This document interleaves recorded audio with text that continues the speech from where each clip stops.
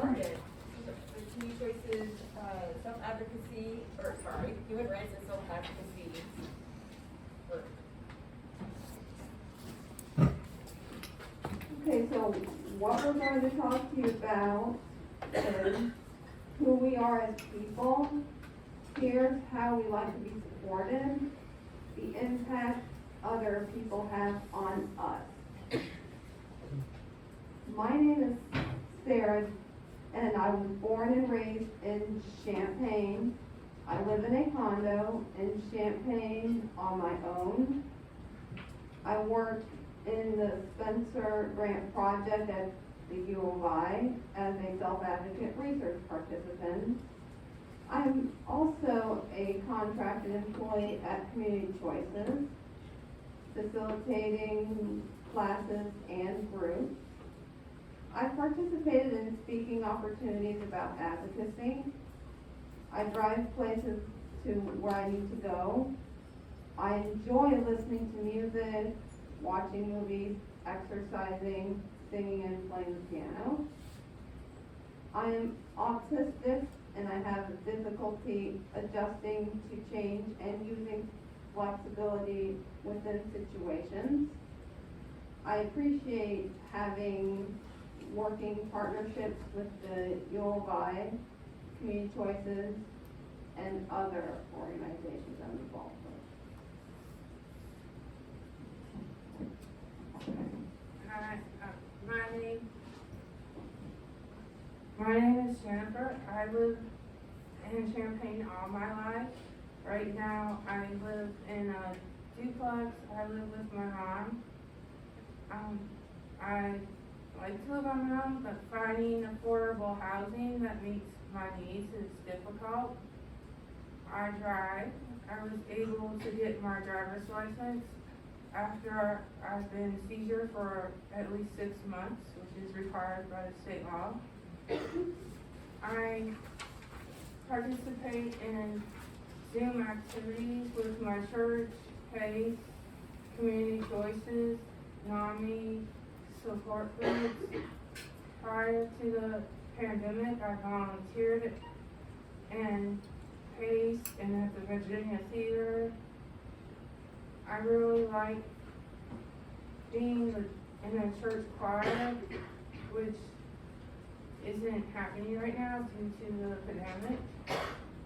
I like advocating for people with disabilities.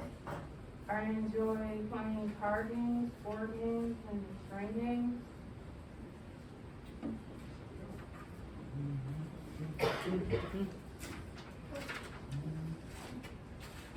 Hi, my name is Eric Beasley. I lived in Illinois all my life, and I am 33 if you want to know.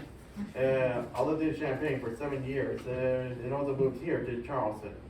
I worked at Home Depot. I've been there for 7 years, congrats. I play Pokemon and I like to watch movies and collect mangas. I also like to walk a lot. You might see me around here. I use the housing vouchers for my apartment. I use the bus to go downtown, to the stores, on North Prospect, and other places. I can bake really killer chocolate chip cookies, crunchy on the outside, but soft in the middle. I like to travel, to take vacations. Recently I went to Florida. Really nice place. I'm Isaac.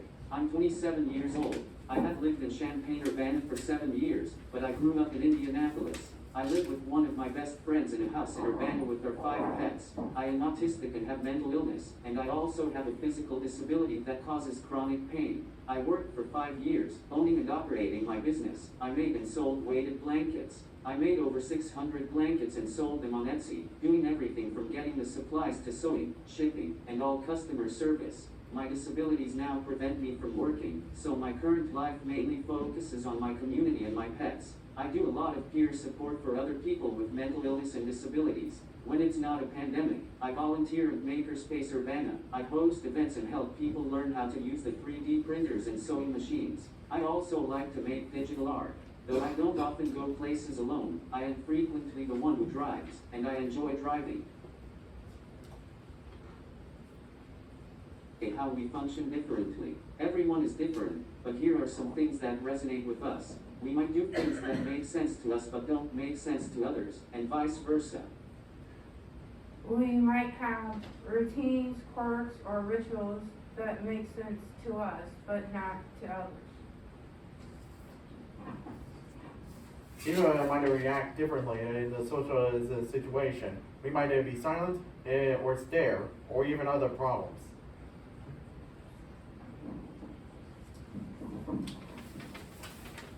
We might be easily overwhelmed. It might be harder for us to come up with the words to describe how we are feeling, or in response to a question. The way people express their excitement or stress might include stimming or rocking or something else that helps let it out. It might take us longer to respond to the question. It doesn't mean we don't have the answer. We might just be thinking or reading.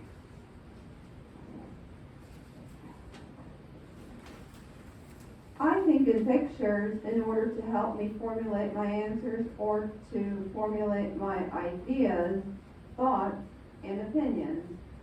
I think of the picture of my idea in my mind and then describe to while I'm communicating.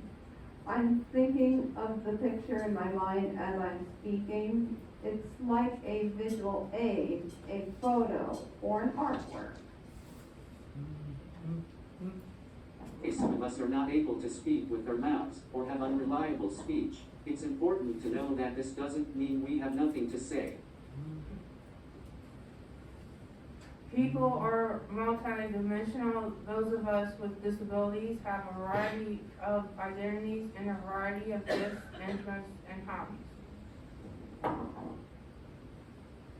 I'm a queer person and an AAC user. I am autistic and otherwise neurodivergent, and I'm also physically disabled. I like to sew and make digital art, and I volunteer at Makerspace Urbana. I am involved in disability and queer activism. I also play guitar and enjoy camping. As I mentioned earlier, I like different types of music while listening to them and singing, playing the piano.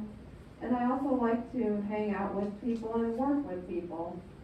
I am open-minded to learning about other people, even if they're different than me. I like learning new things, like how to do a job, things from school, or just life in general.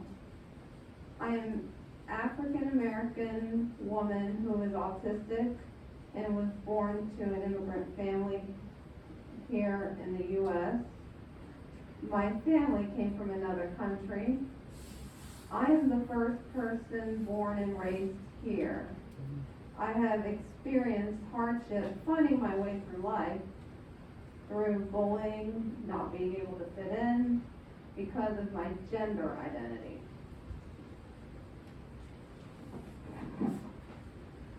I enjoy being in choir. I also like advocating for people with disabilities.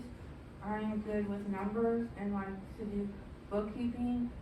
It took me a while to find the right medication to get my seizures under control. Through COVID, I've learned how to use the Zoom, and even though we couldn't see people in person, we could over Zoom. I like being involved in support groups. They're really helpful for people with disabilities. I'm involved in my epilepsy group and the National Association for Mental Illness. I also volunteer at PACE, the Center for Independent Living in Urbana, and at the Virginia Theater. Volunteering helps keep you busy even though you don't have a job. I also volunteer at my church for events. I am an avid fan of Illini athletics.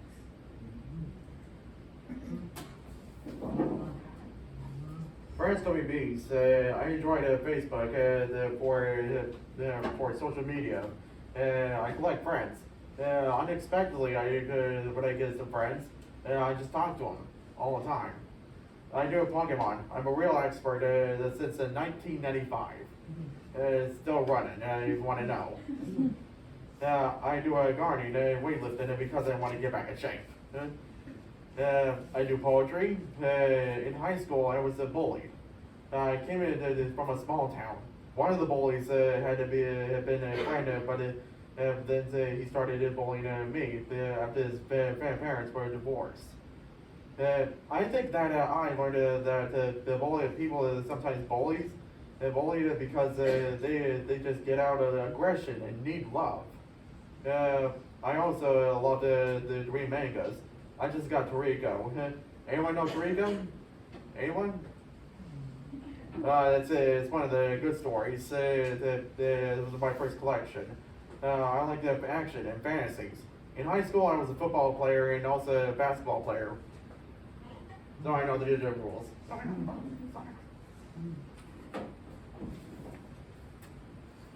People with disabilities need support sometimes, just like everyone else needs support sometimes. Here's how we like to be supported.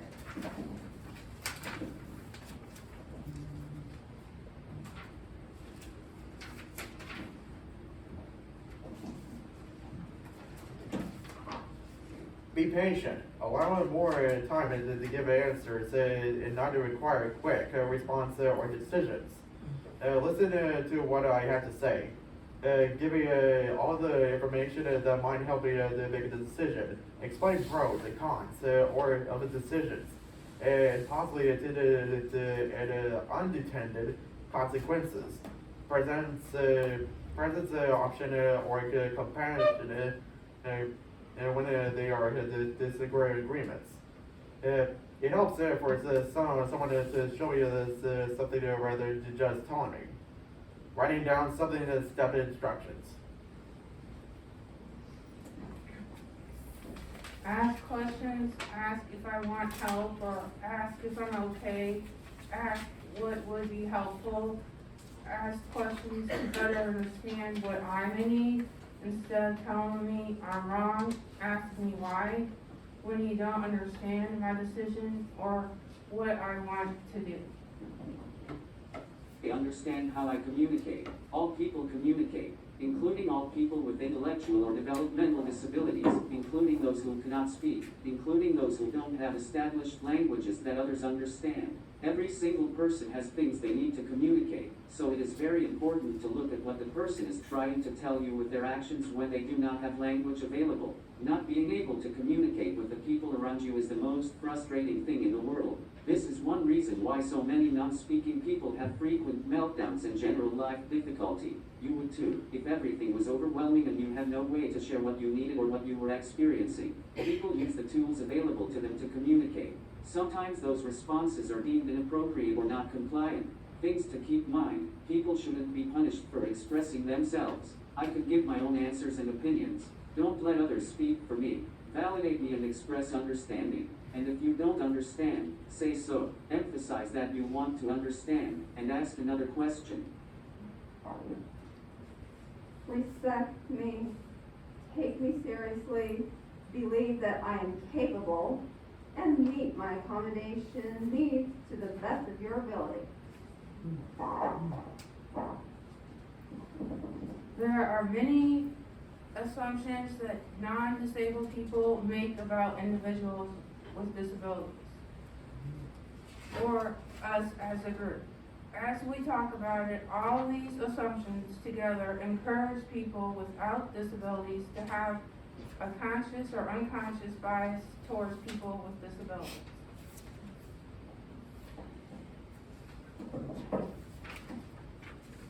One summarization is that people with disabilities aren't smart and can't make their own decisions. Sometimes people talk over us and think we don't understand what's going on. Maybe the things just needed to be explained in a different way. People they might think that we don't know when other people are making fun of us. That we don't know the difference in the people's tone of the voice. are the calculation, or is it that we don't know is the others are is it being offensive? That we don't know when the people are being jerks.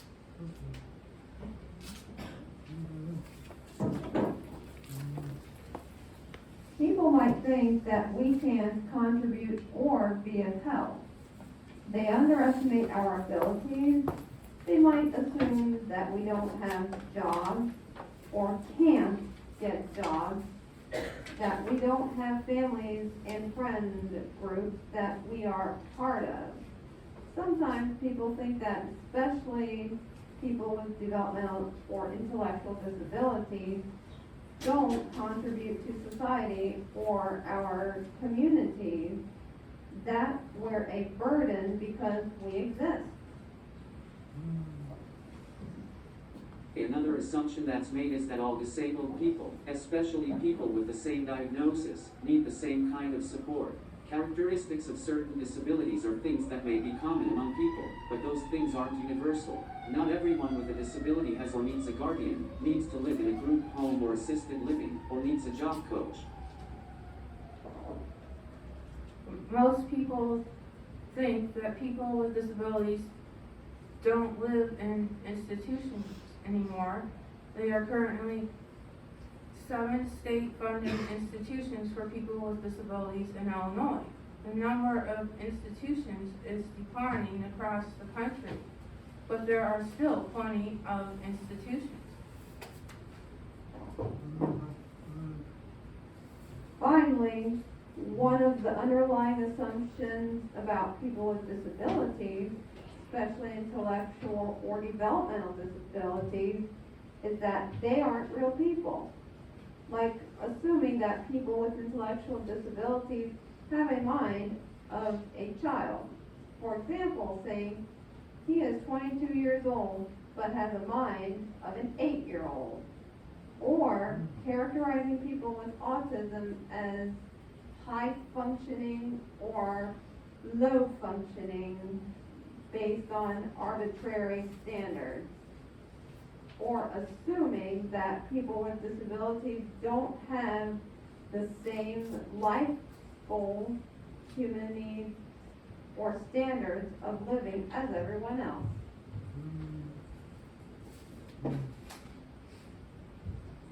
The assumption or unconscious bias that people with disabilities aren't real people is what leads to disabled people being in vulnerable positions and in danger of being mistreated and abused.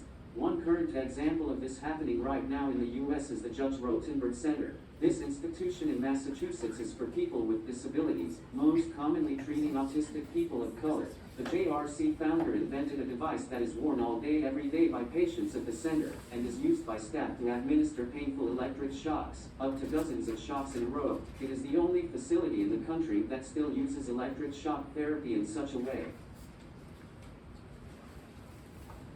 The shock device and its use has been identified as torture by the United Nations. The devices have caused many permanent physical injuries, aside from being horrifically traumatizing.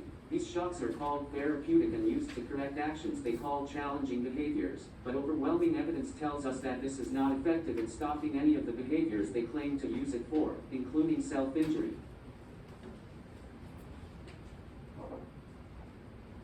In March 2020, the FDA attempted to ban the use of these devices, but in July 2020, Washington, D.C. Circuit Court of Appeals ruled that the FDA's ban violated federal law by interfering with the authority of healthcare practitioners to practice medicine. This reversed the potential ban, and the JRC has continued with its torture of disabled people in its care. There is a campaign to ban the use of shocks and shut down the center, called Stop the Shock. While there are a lot of things that need to be fixed and improved, there are some good things that are happening for folks with disabilities. The Community Emergency Services and Supports Act, or CESA, was signed into law in Illinois in August of 2021. It removes police from being first responders in emergency calls about mental or behavioral health. this will be fully in effect by this July and is expected to save many lives from unneeded escalation, arrest, or death. There's not much information about how this is going to be carried out in communities yet. Champaign-Urbana has something like this called Crisis Intervention Team, where mental health professionals support join police on mental health calls.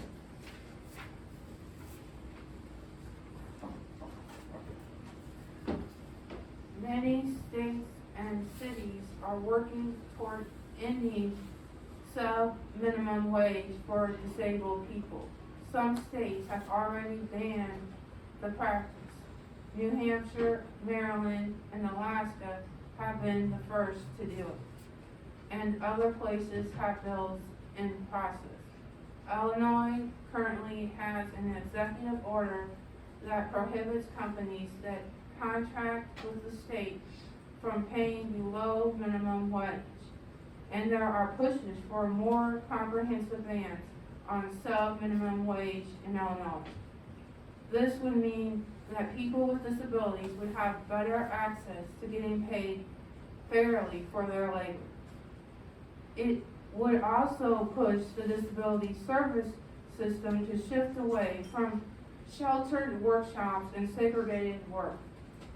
Without fairer wages, people with disabilities are even less likely to be able to move out of poverty.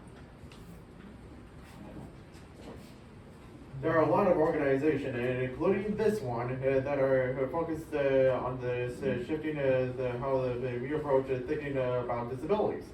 There's a stronger emphasis on justice, reputation, and intersectionality than the past. Here are some examples of the shifting focus. Autism awareness into autism parents. Disabilities awareness to disability acceptance. What? Acceptance. Yeah, sorry about that. Inclusion to belonging. Rights to justice. Moving from the disability rights to disability justice. World instructional on disabilities.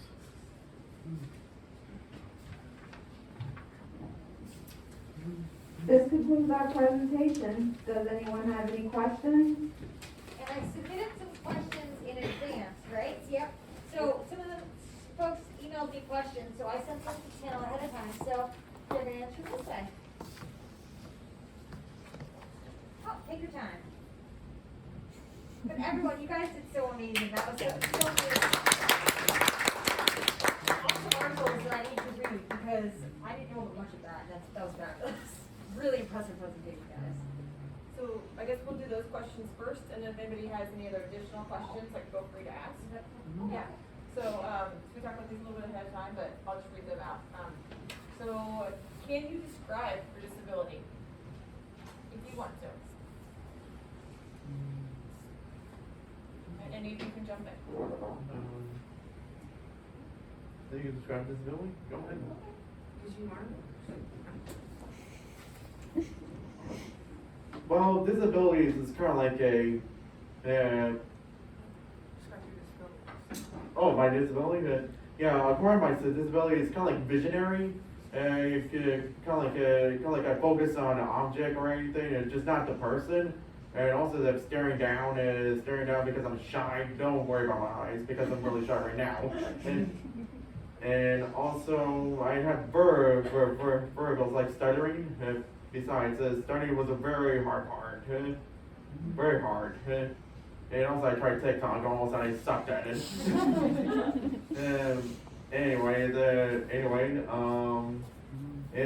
Truth is, I can think straight. I can really think straight. It's just take my time on it. Another question. That's all. Anybody else wanna answer that one? My disability,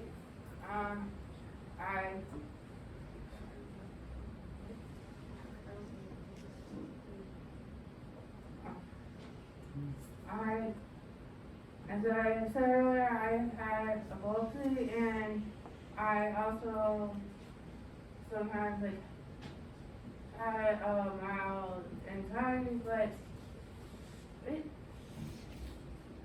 and I have insomnia, and so there's several, I guess, people with disabilities can have like even more than one disability, but it's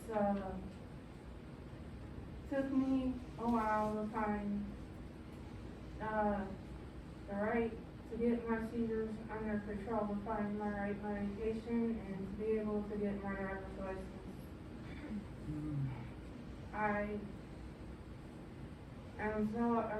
Like, there are still, I guess, improvements for people around town, for people with disabilities. Okay, so my kind of disability is autism spectrum disorder, and so for me, like, although I can think in pictures and describe, my speech is articulate, and that now, it took like a lot of support and also like some, like, speech therapy, like with delayed speech that I had earlier. But my difficulty which is a work in progress, is being able to connect with people and communicate and find the people who are like true friends in certain situations. But yes, like even though despite and also anxiety and like OCD, like going the same route, and in some ways it's good, but also like I do realize like there's limitations to that as well. But yeah, most importantly, I'm proud of who I am and happy to be sharing this with you all.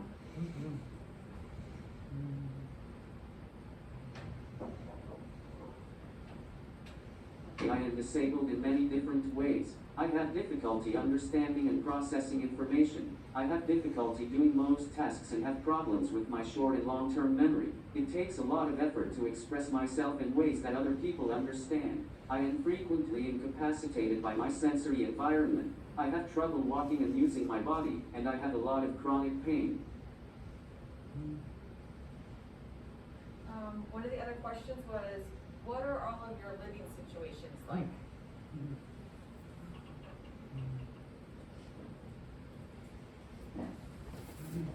Well, my living situation is that I'm just pretty much a workaholic, but which I work every time at Home Depot, and also I get more hours, and it gets a little bit stressful from other customers. They give me mostly hard times. Do Carmen's, and also I walk around, which you might see me around, like I said, over University, Urbana, Champaign, some of the stores in Champaign, some of the restaurants in Urbana, some of them were good bakeries. And also, it's just pretty much my life, and also I just do Facebook surfing and see how everyone's doing. And all of them know me, just want to let you know. Honor Fit 60.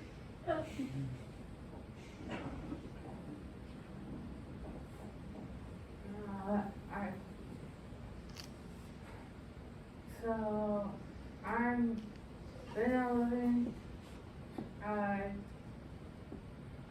for sometimes if I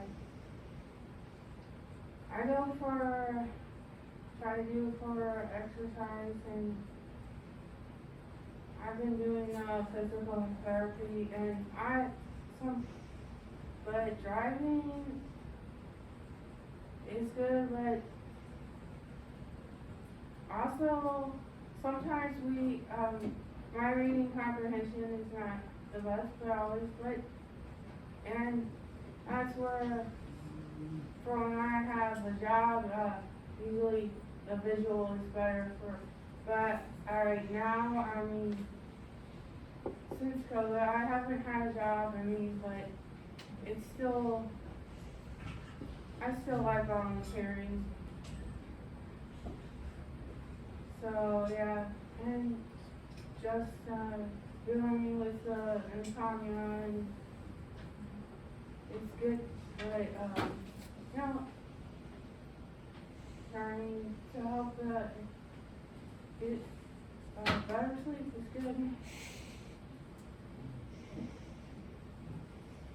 So although I live on my own in a condo, like I mentioned in my speech, I also like get support from like different organizations, include, well, yeah, it's two of them, even as well as like family support, which also like it helps me to be able to like learn more basic skills of learning to be more independent each time.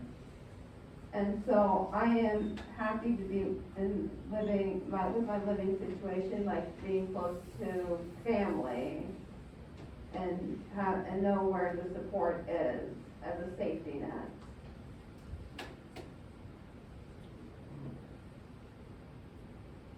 I live with one of my best friends and their pets in a house in Urbana. We have 3 cats and 2 rabbits who all get along very well. I live in a neighborhood with several other friends close by. Let's see, what is a goal what is a goal you're still working to achieve?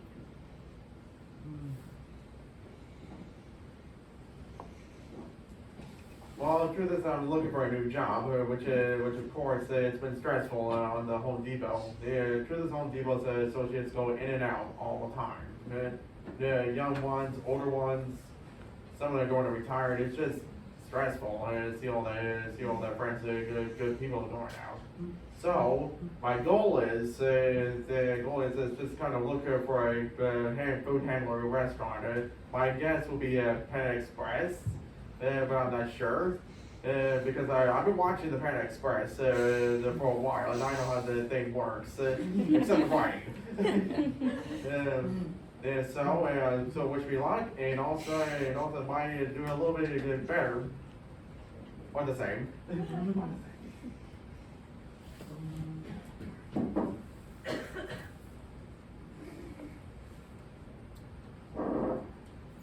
Anybody else want to answer that question? Okay. One of my goals is to get on SSI. I have been working towards it for a year and have had many delays and setbacks with it. I cannot work and haven't been able to for over 2 years, so SSI would give me some much needed financial assistance. It is just an extremely discouraging and hopeless process to take part in, so it is hard to stick with it.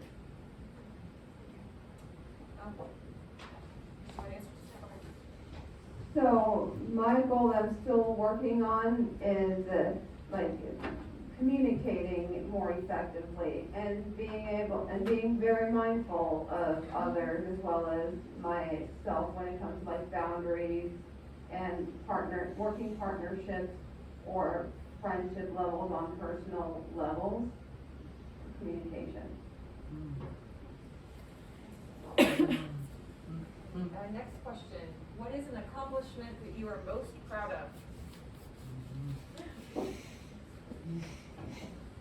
Well, the greatest accomplishment, but that was before graduation. Besides, this is not a joke or anything like that. You might have seen it in the newspaper years ago. Once I saved a little kidnapping down in Paris, Illinois. And, well, here's the story.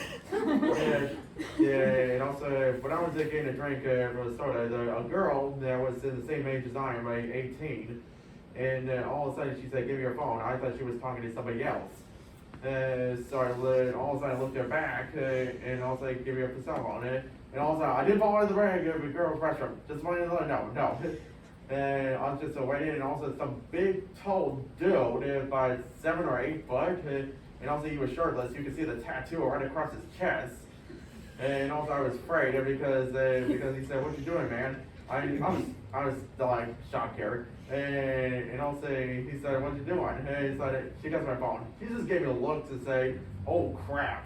And also he just talked to slowly, and all of a sudden the police came in. All I did was raise my hands up. And also once I got in, and also they got the guy. That girl's eyes were terrified. I mean, she was really terrified. And that's, my bus driver, is about 2 days later, said she was sexual kidnapped and just got out of Terre Haute. Just got out. So, that was one of my best ones in life. You might see it in the newspaper. I think one of my best goals was getting my driver's license. Being able to be seizure free for long enough to be able to get my driver's license. And it means so much to me, a privilege of freedom and knowing to be able to do it, go where, when you want, not having to be dependent on somebody else or on the bus or to wait around for so long to transfer from one bus to another. It seems like a lot to me. So out of many accomplishments, one accomplishment that I'm very proud of myself is that I got through one of the programs called Leadership Education in Neurodevelopmental and Related Disabilities, as known as the LEND program, where I was one of the first people like in Champaign to graduate from the program, that training program, which was a wonderful experience for me. So, yeah, and also given like all the support too, as well as other advocacy trainings I've been involved with as well, and like discussion panels, group presentations like this one, and also individual presentations, both in person and virtually. That's what I'm most proud of as an advocate. I'm honestly most proud of the fact that I'm still here. Surviving has been the most difficult thing I have ever done. Just making it to 27 years old is the thing I am most proud of. I am proud that I have learned that my life is worth living, and that I have fought so hard to keep living it, when so much of the world thinks I would be better off dead.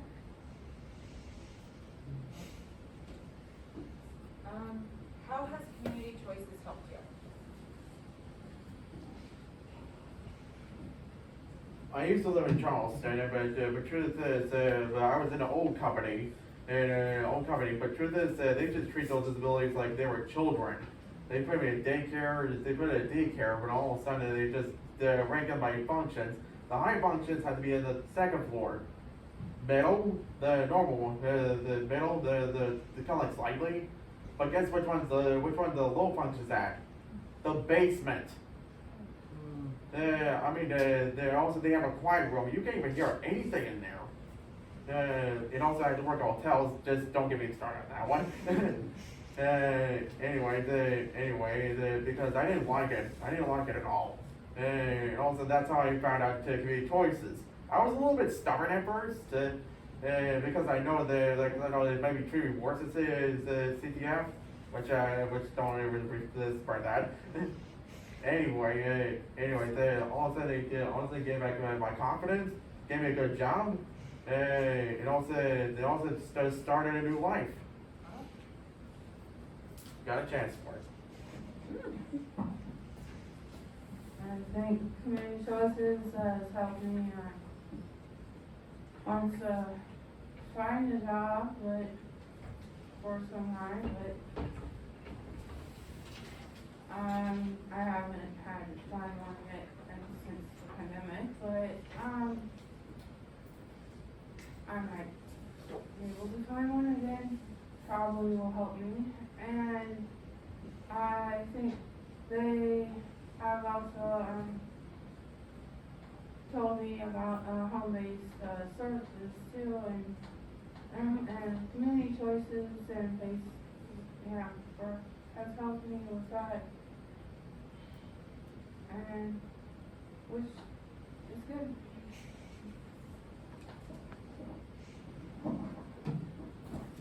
Community choices has really helped me find my voice, as well as given me opportunities to use my voice and to empower not only myself, but as well as empowering other people and encouraging them to be able to just basically find their voices and also help others who cannot find their voices to be the voice for them, especially when it comes to like advocacy is one of the things I'm passionate about. And so that's what I really like about Community Choices. So yeah, that's it. Okay. Community Choices has helped me meet other disabled people, and I love that. It is also through Community Choices that I have joined this human rights and advocacy group and gotten to do cool projects that have an impact in our community, which has been very meaningful for me. Alright, last question. What types of accessibility barriers have you faced in the Champaign-Urbana community? Well, I would say friendship. Like confidence. I have had immense difficulty getting tea. Give me confidence back. Give me confidence back.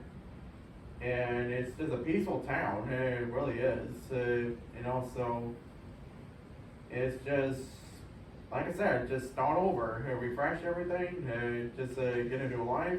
And I've been doing just fine at it. It's been doing really fine.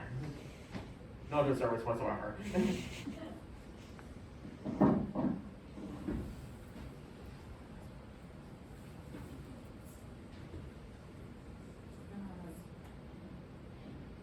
So I think, accessibility for around Champaign, grant for affordable housing is pretty, for people with disabilities, fine. Yeah, and I think a lot of times, like, the winter too, I would say, like, for the sidewalks and snow, the snow and ice to be cleared, so, for people to get around is like, where it's only required downtown Champaign, but not everywhere. So it's hard for people, I think, to get, for the bus stops and those, and for the streets, when we've had that bad snow and ice, it's very difficult.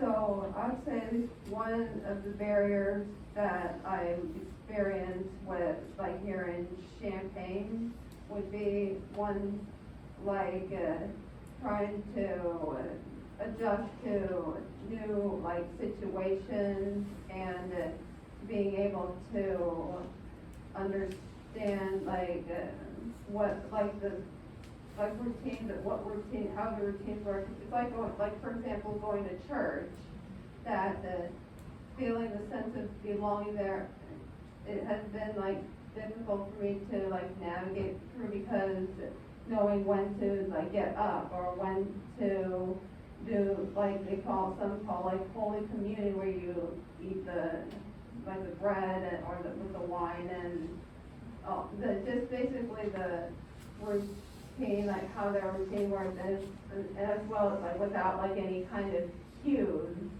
of when to do this, like when to be up, when to be down, or like or how it's gonna happen, like especially like going to a new place like church and trying to get to know know how the routine works and how and all, yeah. So things like that are one of the barriers, like trying to understand, like know what to expect, but at the same time, like being able to be open-minded enough to be able to accept any kind of changes, which as long as it's changed for the better, like from my perspective, that I would be fine, like that's like another work in progress of like flexibility in certain situations. And that's it.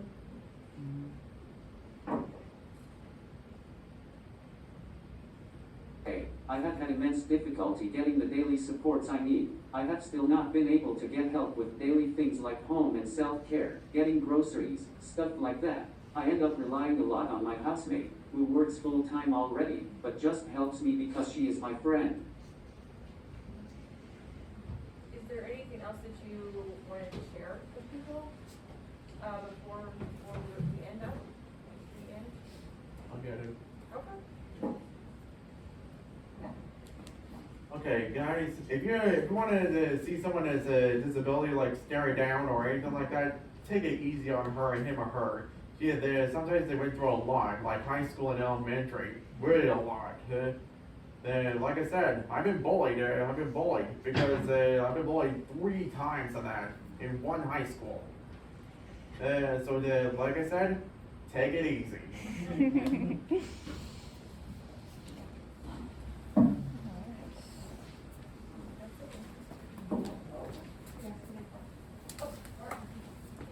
Yeah, I guess, are there any questions you all have? Does anybody have any additional questions for the panel? I'm sorry. Sure, go ahead, if you have one. I don't know, I guess. Ciela. Ciela. Ciela, I thought so, yeah.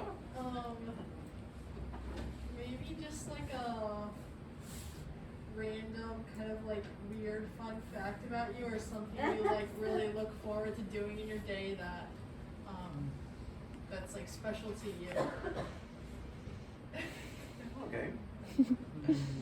Well, for one, having a routine, like getting up in the morning, and, like, for example, I like going to the gym to exercise, so that really helps me get up in the morning and have something to look forward to. Otherwise, I'd be just sleeping in bed very long.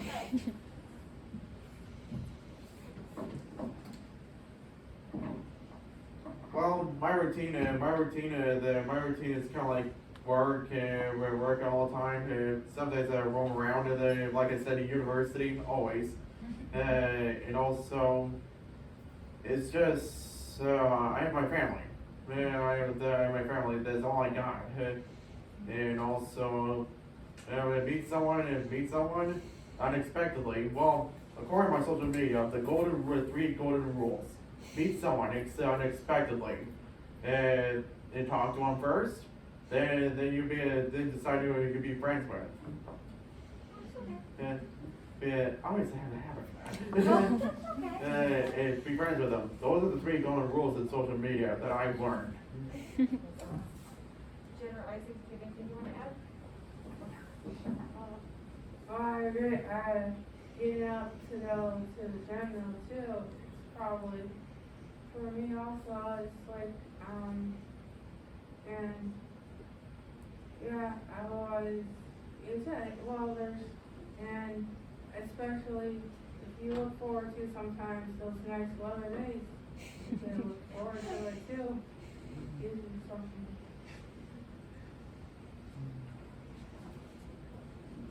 Hey, I like my routine I have with my animals. They like routines too, so it worked out very well.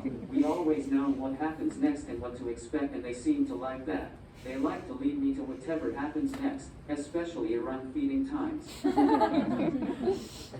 like you have a zoo, cats and rabbits, yeah. Yeah. Whole bunch there. Anybody else have any questions for our panel? Well, thank you so much, everybody.